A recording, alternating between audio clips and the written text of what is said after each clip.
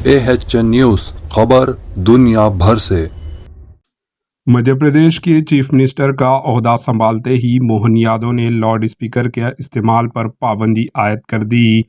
मोहन यादव ने आज मध्य प्रदेश के वज़ीर आला का ओहदा संभालने के फौरन बाद मुतनाज़ा अहकामात जारी कर दिए। मध्य प्रदेश असम्बली इलेक्शन में बीजेपी को कामयाबी हासिल हुई थी और आज रियासत में बीजेपी की हुकूमत कायम हो गई। वज़ीर आला की हैसियत से चार्ज संभालने के बाद मोहन यादव ने मजहबी व अवामी मकामात पर लाउड स्पीकर पर पाबंदी आयद करने का अहकामात जारी कर दिए।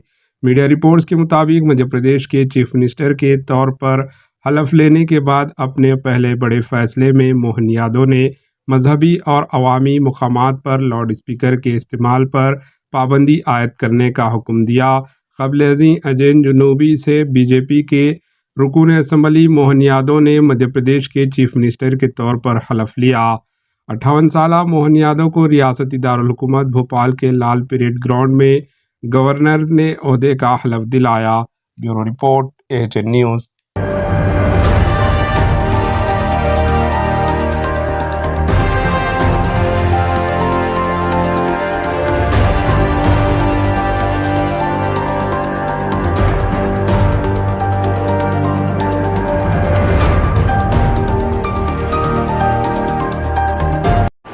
AHN न्यूज़ को लाइक करें, शेयर करें और सब्सक्राइब करना ना भूलें।